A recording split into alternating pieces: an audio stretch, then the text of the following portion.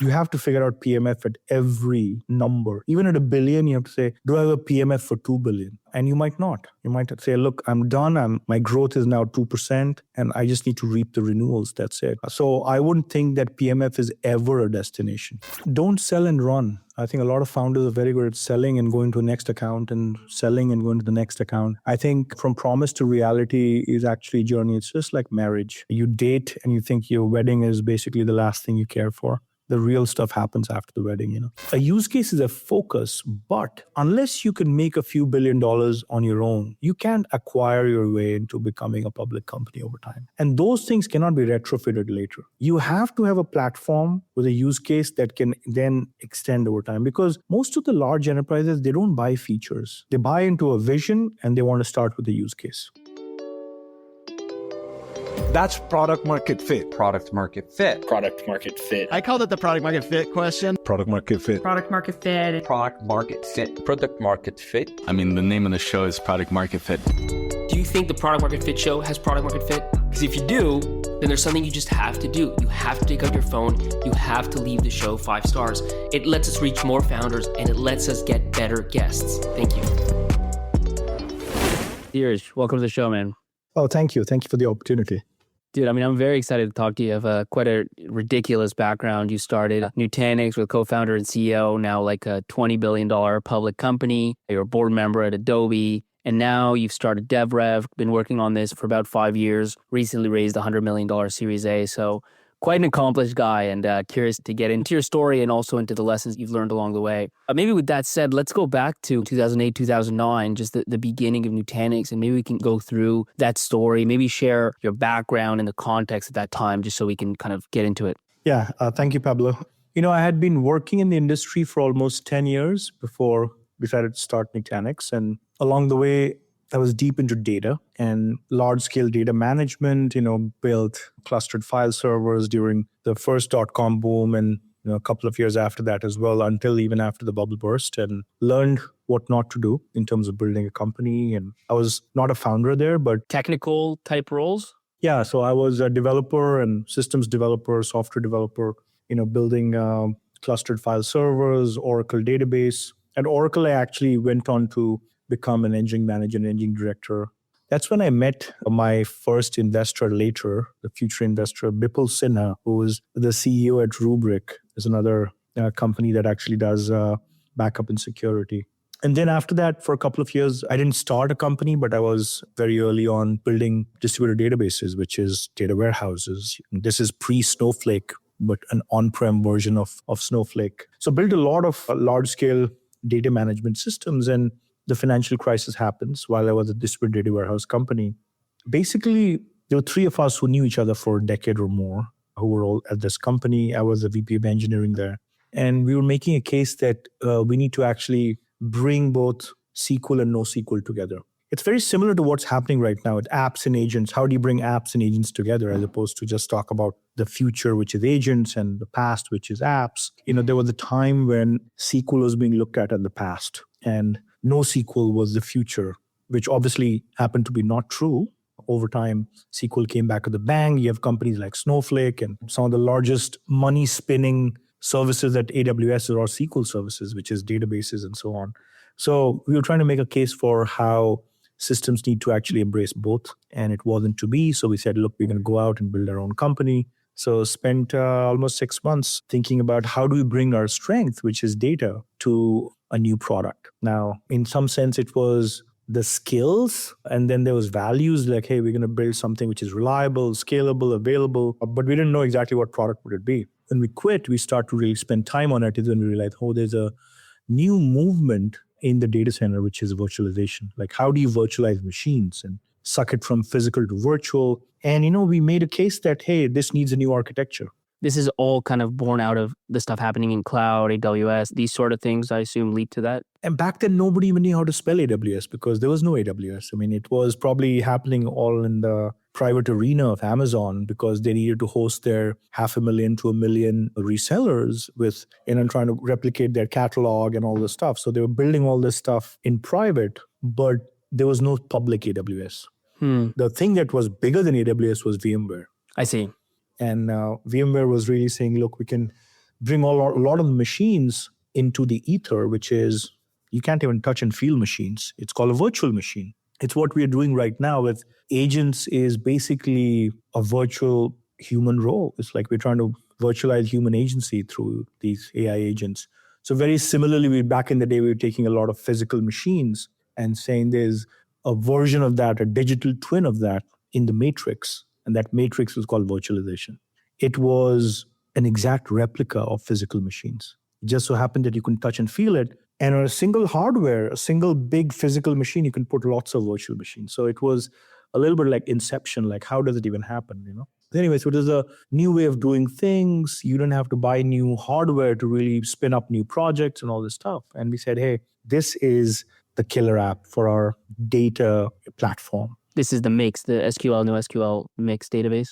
Well, it was data. So we said we're going to start with storage and data management for virtual machines. It wasn't SQL, NoSQL, but it was just data, and data has multiple layers. You start with data for virtual machines, data for databases. Data at large is a really hard problem, by the way, because it has gravity, it has scale, it has reliability issues, availability, security, all sorts of issues. If anything, the whole idea of DevRev, and we'll get to that too at some point, we said, look, AI has to be a data problem. So we made AI into a data information knowledge problem as well. But we started building this thing for the new use case, which is virtualization. And we also had to say, okay, so how do we deliver this thing? Because it's otherwise just an abstract platform. So we had to put it into a device. We call it appliances. We said we're going to take these commodity servers that don't get sold in the enterprise market, because enterprise people were buying enterprise servers from HP and Dell and IBM and companies like that. And we said, that's the antithesis of private cloud. The way public clouds are being built, at least consumer clouds are being built, was using commodity servers, commodity hardware.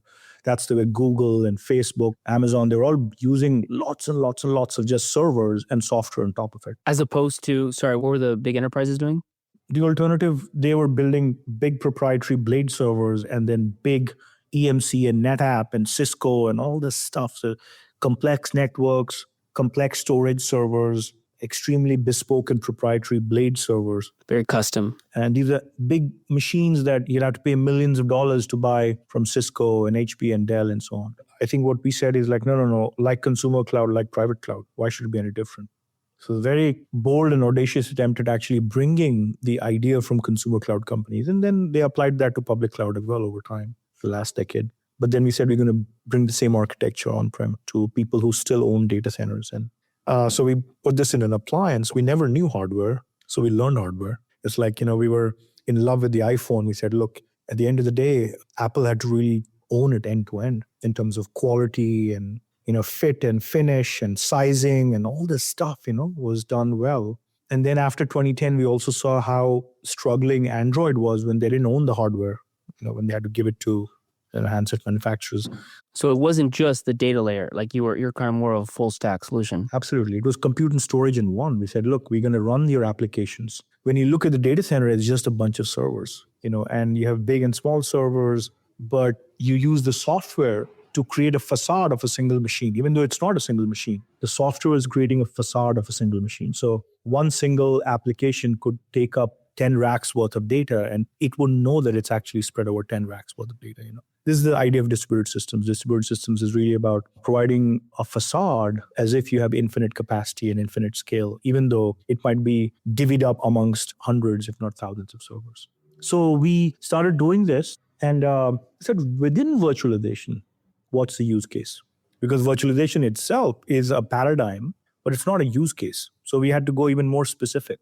So we said, what about desktops? Because now they're going to go virtual because there's Apple on the desk and there's a tablet on the desk. What happens to the desktop? Windows especially. And after Snowden, basically, there was a big push towards virtualizing desktops. Like, okay, no machine leaves the premises. Everything is actually on the inside. And it became a great use case for us to say, let's virtualize the Windows, desktops in an environment that requires tens of thousands of these things to be running in a data center as opposed to running on 10,000 desks. And that became one of our killer use cases to begin with. You're selling this to who? Like large enterprise mainly? Actually, we had even small ones, we took an entire rack's worth of thing and compressed it down to you.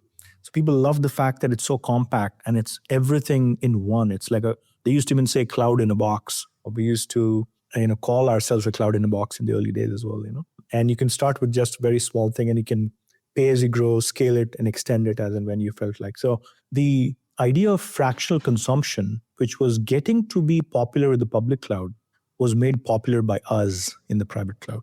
That you can really start with nothing more than $30,000 and you can take the same system and make it $3 million. No questions.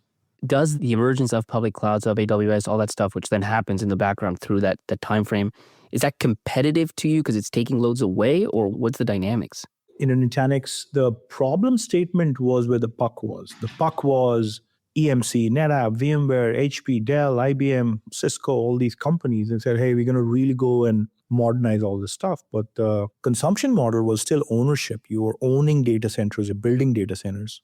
And then by 2014, 15, we started to see how, the idea of not owning but streaming infrastructure, started to take some, gain some ground, especially amongst the digital natives. So all these .coms or e-commerce companies, were beginning to say, look, we don't need to own data centers. We can start to rent it out. Startups started doing it as well. Yeah, we started, for example, our startup in 2013, 2014, and that was definitely the default back then was you're going to build on top of whether it's, I think, Heroku, AWS, whatever it is, yeah. Yep. And remember, they had this thing about build your data center in 5 minutes.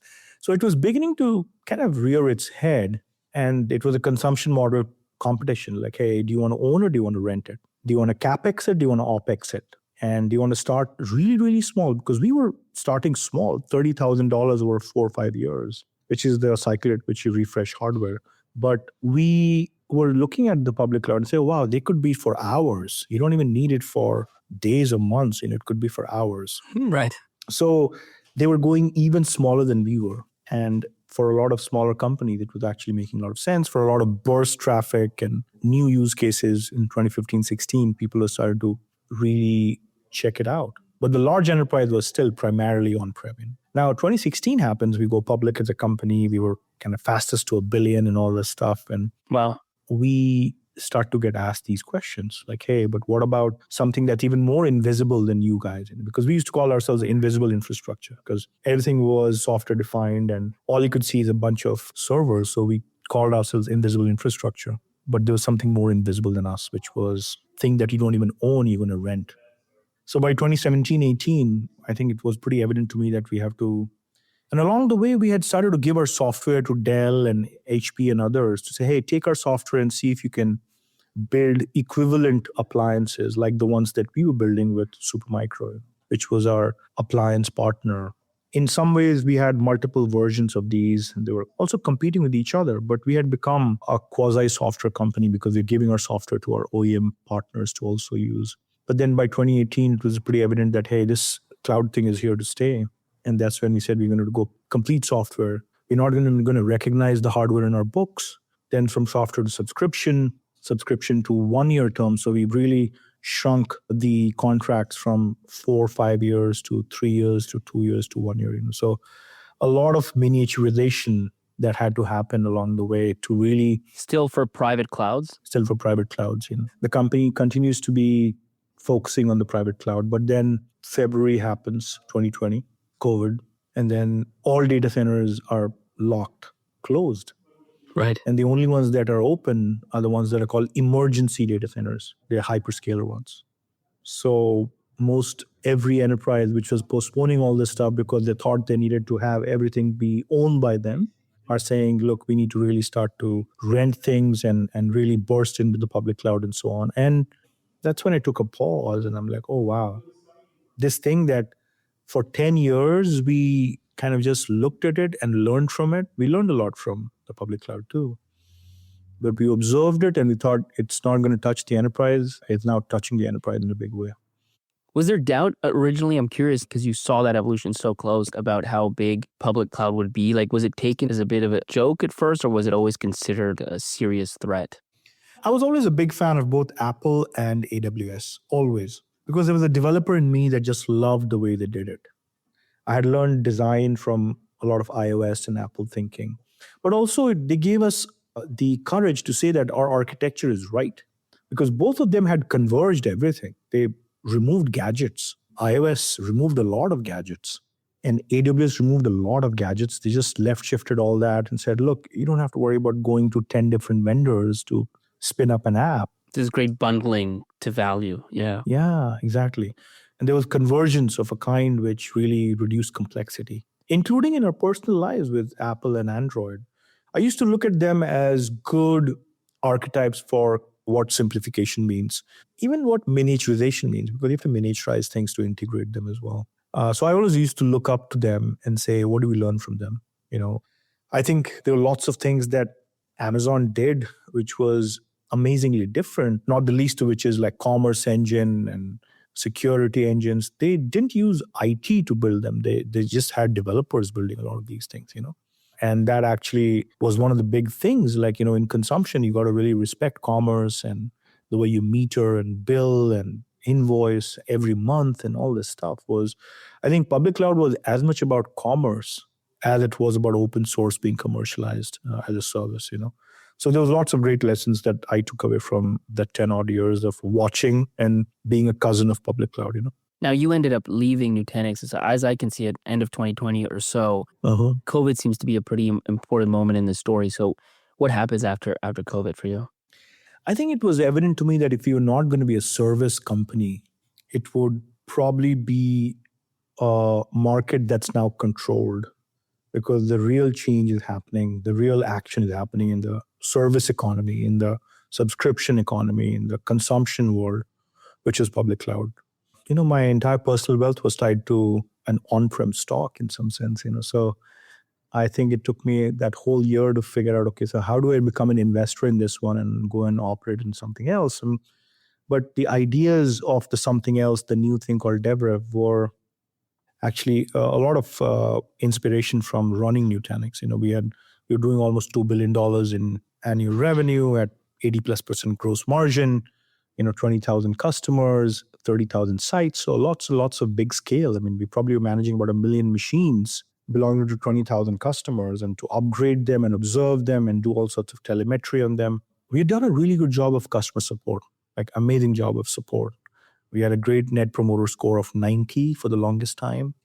Yet we had not used Salesforce Service Cloud as a way to really front end our customers with someone else's support software. We said we're going to build our own. So we built our own portal and our own telemetry and our own data analytics, all this stuff. And we had used Slack to the hilt with our customers, just real-time collaboration. And that was amazing because we had very, very large customers, $100 million customers, $200 million customers. And a lot of that was because we had done justice to looking at customers as part of our team. Right. And real-time was key. And everybody learned on that Slack channel, from end user customer to support people to product managers to developers and sales engineers. Everybody learned along the way, and sales executives. We were like, there's something to be said about looking at this as a team, where the customer is part of your team.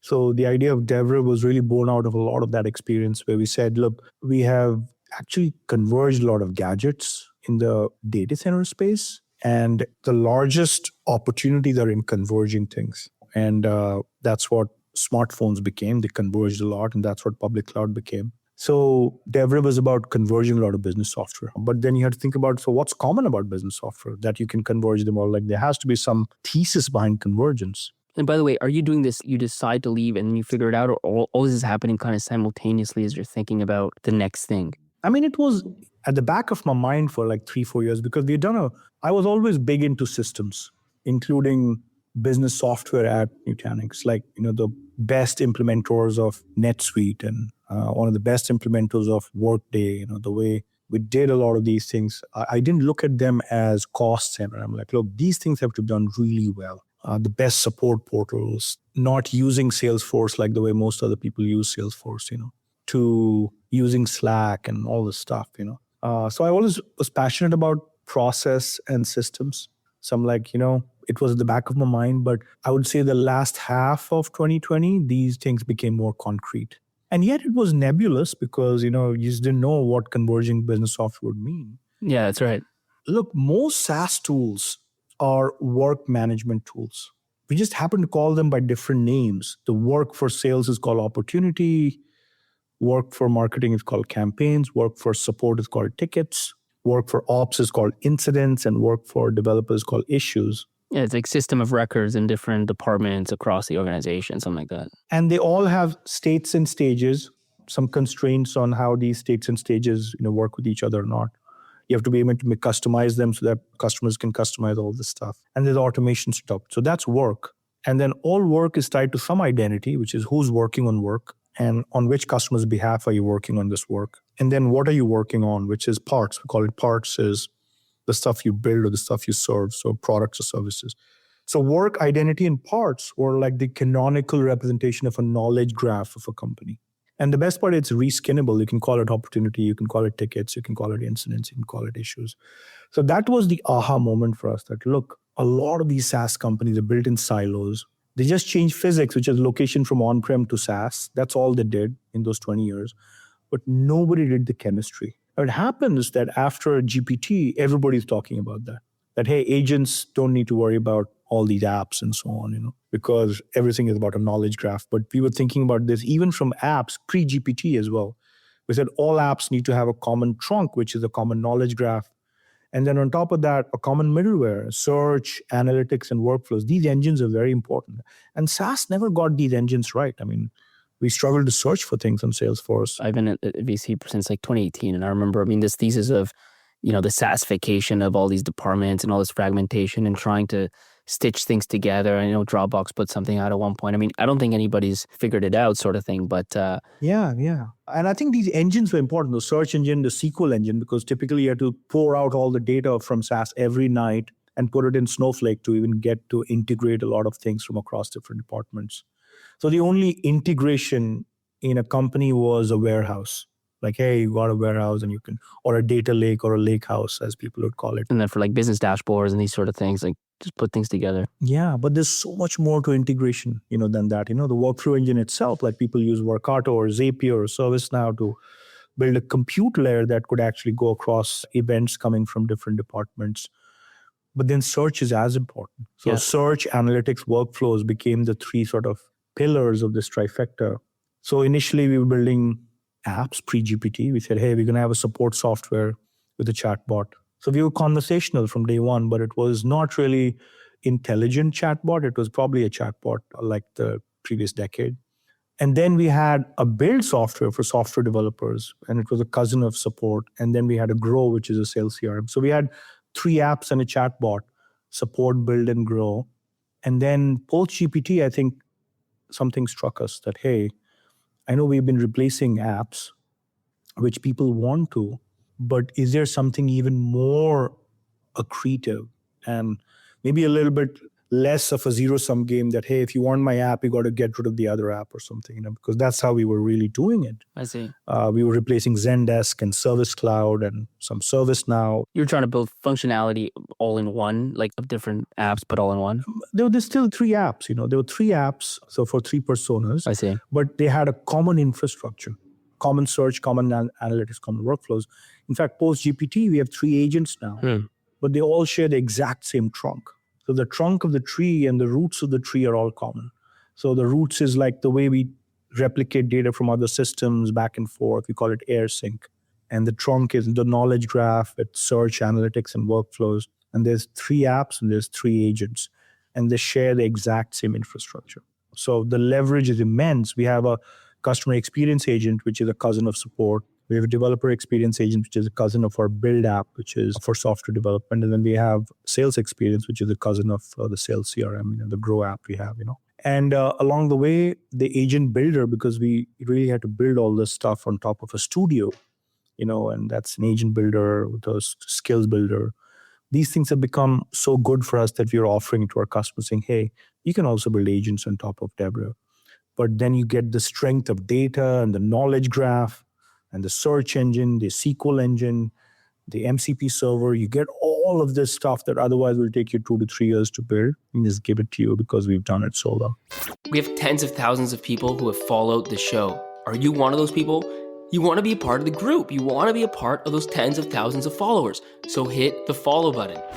By the way, you mentioned search a few times. We had Arvind Jain also from Rubrik. You mentioned Rubrik earlier on the show. Like, where does Glean, for example, which is also trying to unify it, but just on the strictly on the search, at least that's where they were born. Like, where would they fit into your view of the world?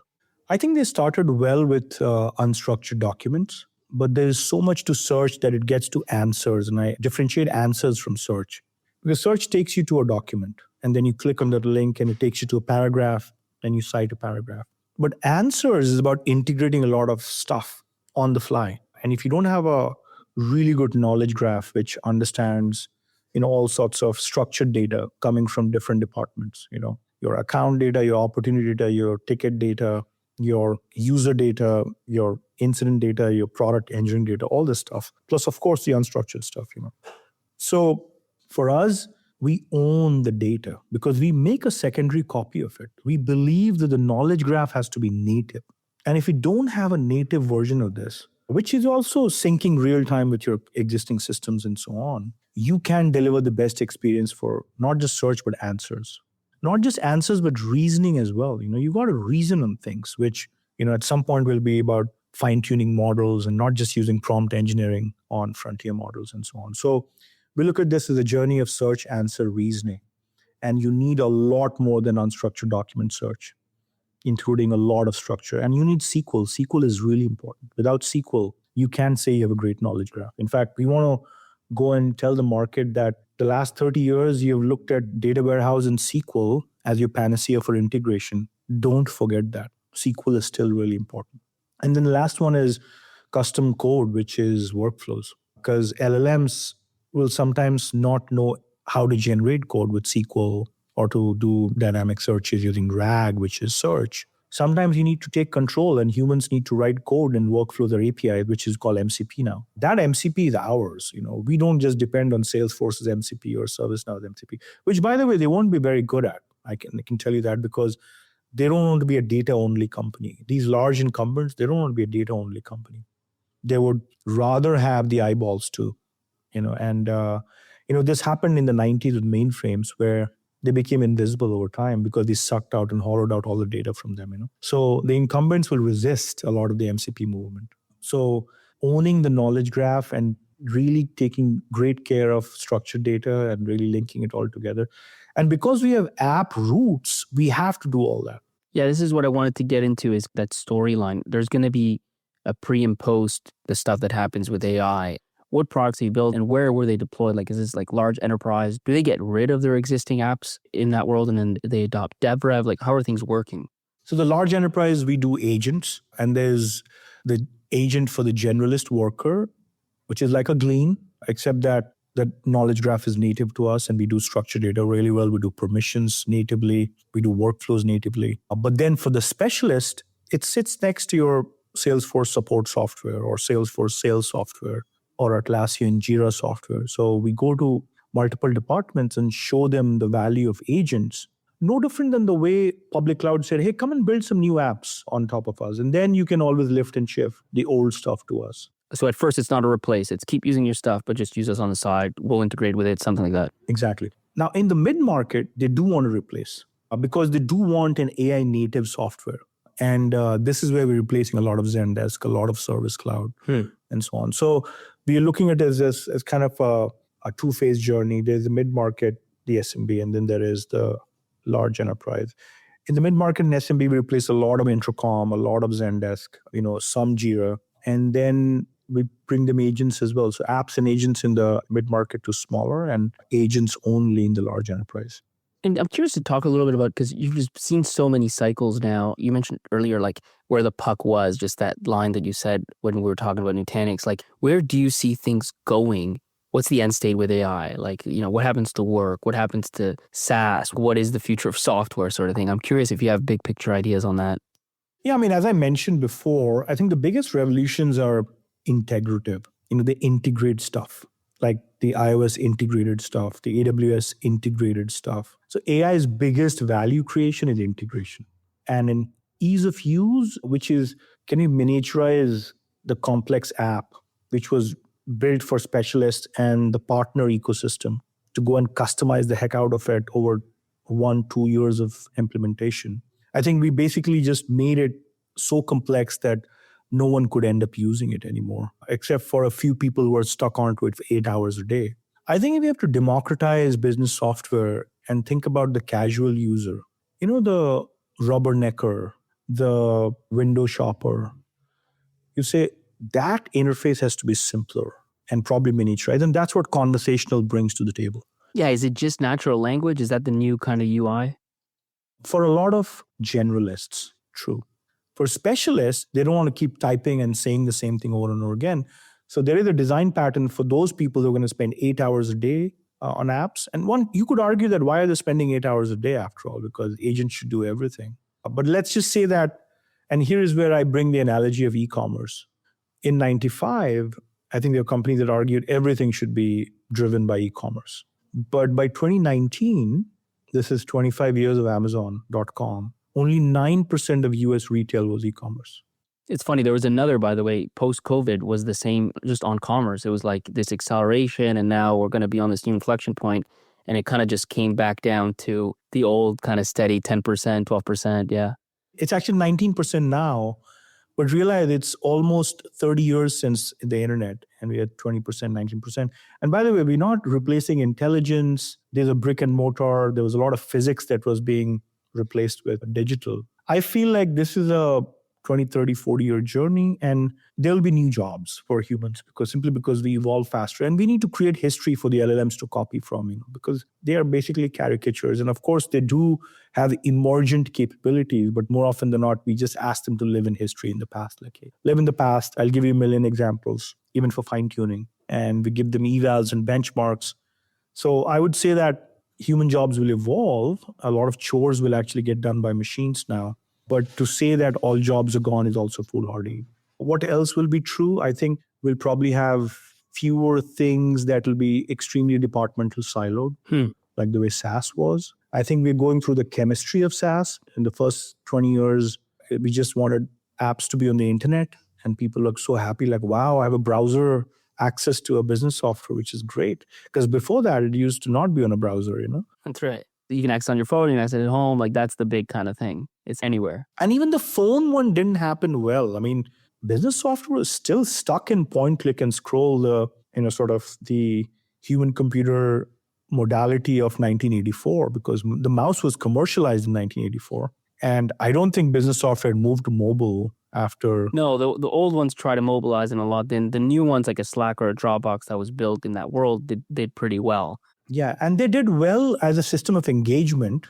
There was no intelligence in Slack. It was a system of engagement. Correct. So now the question is, can we make the record invisible and still make beautiful interfaces that are engaging and intelligent? And this is where we use the word team intelligence a lot. I think there's a great opportunity to bring the agent to be a teammate.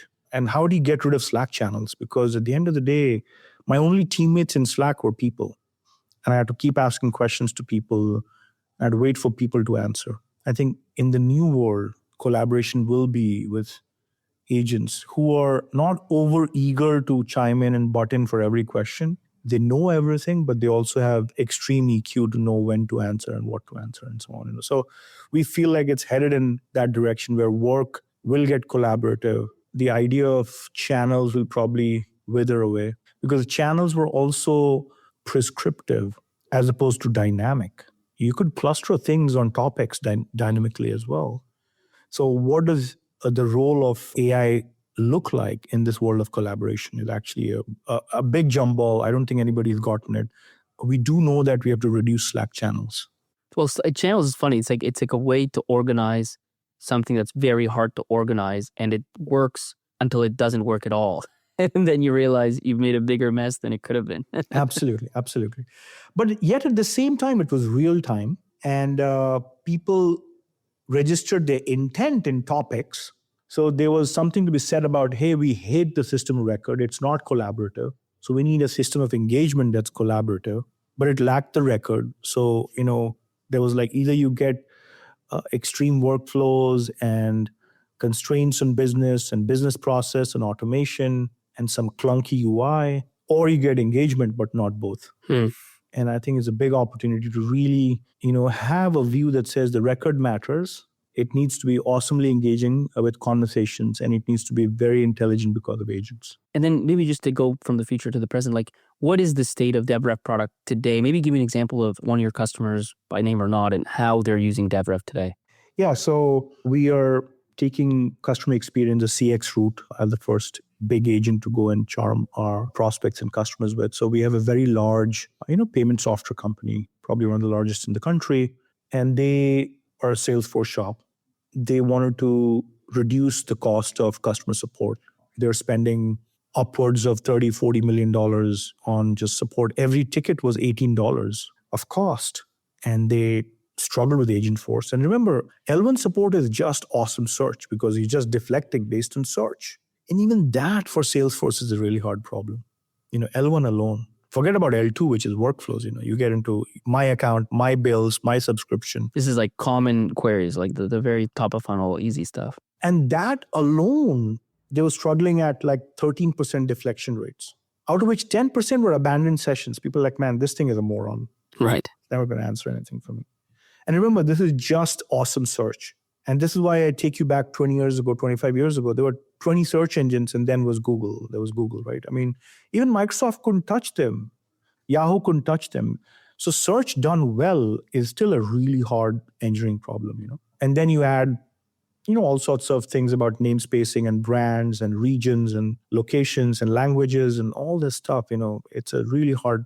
So even L1 support is a very hard problem. We went in there and we did 86% resolution for them. Wow. What are you doing different, especially in this case, from 10, 15% to 85%, like that is, leading to that kind of a delta in terms of quality? Yeah. So let's start with the basics, like crawling and indexing. Recently, we had a customer that had almost 100 terabytes of SharePoint and Dropbox to actually get in. Now, that's enterprise-grade stuff. They had documents that were worth gigs, like single documents. If you try to do this in the old service-oriented architecture way, you'll be dead. And then you have made assumptions about limits and file sizes and folder sizes and data sizes. The way we've done crawling and indexing is through serverless. We said that it's going to be completely through Lambdas.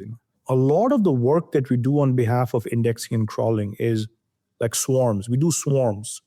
When a new customer is getting onboarded, we can get done 100x faster than any other company out there, simply because the way we have done the cloud native architecture. And I'm not even talking AI native yet, just cloud native thinking. We're probably one of the only AI companies that uses Lambdas like the way we use it. And that's just the structuring of data, the organizing and understanding of the data. This is just compute. Like, how do you swarm compute? Because you have to parse every document at scale and do it, not take months to actually take 100 terabytes and ingest it in, right? That's just one. Now you get to indexing. Now, of course, we had to build a multi-tenant architecture. I'm going to say this twice just for effect. There is no AI company that's multi-tenant right now. There is no AI company that's multi-tenant. In fact, we make it micro-tenant. So even a 3-people startup can use our stuff. We don't even ask them for paying us, simply because these indexes basically are multi-tenant. Now, we do have a single-tenant version for somebody who really wants to make it single-tenant. But the point is that if you have to embed data from everywhere into something that's multi-tenant, you need to really spend time thinking about how we'll actually push down filters and authorization. I mean, authorization, for example, you don't want to bring up 100 documents only to know in your code that 99 of them are not even authorized to be seen. Right. So you have to push authorization down into the engine. And this engine is actually open source. So now you're using AWS for a lot of these things. But how do you really convert all your business logic, all your authorization policy engine into queries that actually map to AWS OpenSearch at scale? Is a really, really hard problem. Not the least of which I just said multi-tenancy and all that stuff to come in as well. Now, there are things that you need to do that are syntactic, which is keyword search, and the things that you need to do that are semantic. Now, on the semantic side, you need to know what embedding models are you going to use, because obviously a big part of AI is taking language and converting it into the math, which is what we call vectors. The idea of vector databases and so on are very, very important. But vectors is garbage in, garbage out. So if your embeddings, which is the vector space that you pick, are not done well, then there's nothing that you'll get out properly as well out of that. So even to think about the small language model that you're using to actually convert language into vectors is something you need to keep fine-tuning every day as well, and on a per tenant basis. Because that impacts ultimately the quality of the search once you go out and search. Absolutely. And then trade-off is between accuracy and latency. How fast can you get it out? Because the user is not twiddling, waiting for this thing to come out and so on. So there's so much of this trade-off between accuracy and latency. You got to think about benchmarking with different kinds of data sets.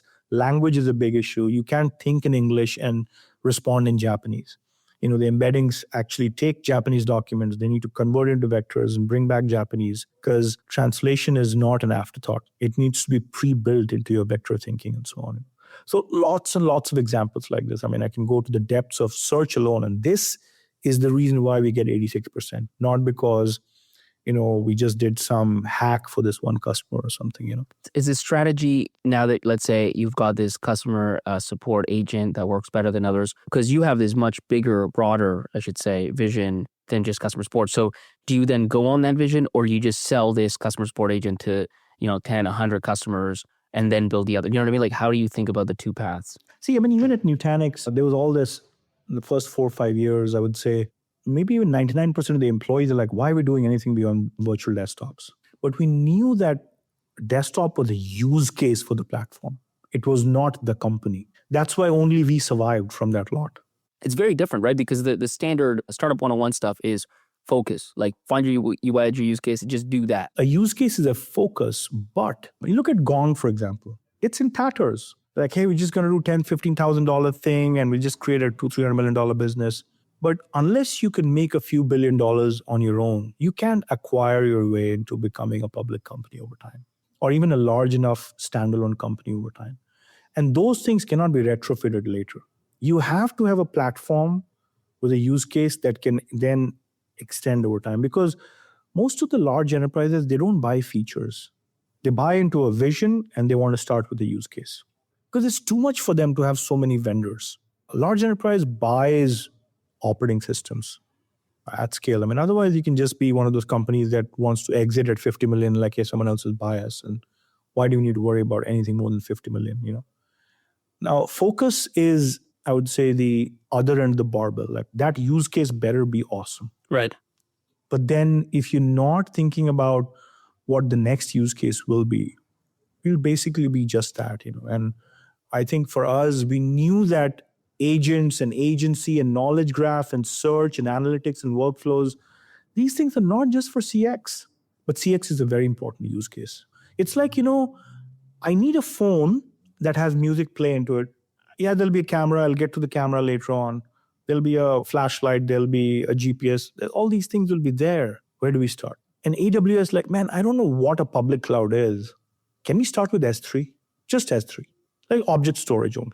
Once I like object storage, then I'll move to EC2. And then I'll move to EBS and EFS and, RDS and all this other stuff. So at some level, every platform has to start with a use case. So right now you have this one use case. Do you stick with a subset of customers and build out use cases and then you go to market with all of them? Or do you do everything at the same time? Like, you go to market with this one use case as you develop the other ones, on the product side? So we have been very clever architecturally to know what is platform and what is custom. Really, really. So like the idea of workflows, we're like, no, we're not just going to build it for support departments only. A workflow engine is across all departments. So it's platform. I'm not going to hard code the fact that there's a ticket to be in the search itself, as opposed to others will actually make it so. In fact, I have to make it work for custom objects, things that I don't even know what they mean. Like an HR record, which I'm not sure what it means for me because it's not a native object. But if somebody sucks in custom objects, I should be able to search it. I should be able to SQL it. I should be able to workflow on top of it. So a lot more thought up front as a result, but more rewards later. Absolutely. And that there's no instant gratification in this because I can just hack it up right now. And I mean, like other examples, like, okay, guys, we're going to build a Kanban board, but not just for build. The same Kanban should work for opportunities. The same Kanban should work for tickets. Why not? It's a platform. It's not part of the app, right? So even the UI features, like sprints, why should sprints only be for issues? It should be for tickets too. I mean, they're professional services people who use sprints for tickets. So the way you think about what is shared and what is specialized is a very important piece of the puzzle. It slows you down a little bit. Yes. Because you have to think about a generalized way to do this.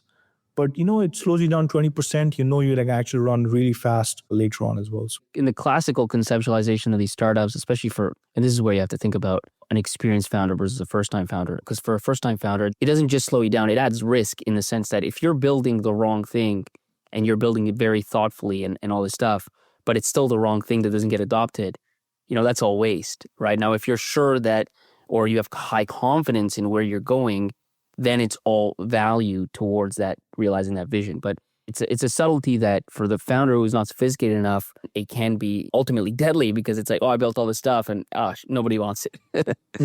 And by the way, all this stuff is actually about optionality. It's not you're building everything right now. Like we build for, which is to build our own software. We're like, look, we're not going to use Jira. We're going to build our own software and build, but we didn't sell it. The first thing we sold was support. And we didn't use that much support early on because we didn't have early customers. Like this is 2.5 years ago. So there's a dichotomy in this. You need to know what you're using and what you're selling as well. But the sophistication piece is basically what you get paid for over time. Is like what is common is a very hard design problem. And you get paid for actually thinking about what's common. Most people in the world, they're like, no, but it's different. But you don't realize that the hardest thing to say is 80% is common. Find commonality before you find differences. Perfect. Well, Dheeraj, let's stop it there. And I'll ask the last three questions that we always end on. The first one, you can answer this for Nutanix or for DevRev, up to you. But when did you personally feel like you had found true product market fit? It's actually at every milestone, there's 1 million, 10 million, 50, 100, 250, half a billion, billion. You have to figure out PMF at every number. Even at 1 billion, you have to say, do I have a PMF for 2 billion? And you might not. You might say, look, I'm done. My growth is now 2%, and I just need to reap the renewals. That's it, Or so I wouldn't think that PMF is ever a destination. The only thing I can say is, depending on probably some sort of a rule of 40 in there as well, is like, depending on how much you're growing, how much you're adding with new customers versus how much you're reaping from existing customers is what you need to really worry about, And as a younger company, if you're growing 50, 60, 100% year over year, at least 30 to 40 to 50% of your current quarter business should come from existing customers. And a proxy for that is net dollar-based expansion. So if your net dollar-based expansion is upwards of 125, 130, you are in good company. Second question is, and again, for either of the companies, but was there a time where you thought things might not work out? Things actually could just fail? I think at Nutanix, we really took upon things that we never understood, like hardware. When we were software guys, pure software guys. And 2 times at least out in this first 5 years, we felt like we have a near-death experience. And even VMware didn't work out for us in the first 2-3 years. I mean, we threw upon it a workload that it had never seen before. And man, it felt like we can, basically shut shop in some sense, But in the fact that we kept going, I think it's about being tenacious and luck favors you. And I think luck favored us a couple of these times. And then last question, what's a top piece of advice that you would give an early stage founder that's trying to find product market fit? Don't sell and run. I think a lot of founders are very good at selling and going to the next account and selling and going to the next account. I think from promise to reality is actually a journey. It's just like marriage. You date and you think your wedding is basically the last thing you care for. The real stuff happens after the wedding, I mean, just to finish off the thought, is like, sell and stay. Get your existing customer to pay more with you, for you. And that's the only way to really, really get product market fit. Love it. Well, Dheeraj, thanks so much for taking the time, and it's been great having you. Likewise. Thank you again, Pablo. Wow, what an episode. You're probably in awe. You're in absolute shock. You're like, that helped me so much. So guess what? Now it's your turn to help someone else. Share the episode in the WhatsApp group you have with founders. Share it on that Slack channel. Send it to your founder friends and help them out. Trust me, they will love you for it.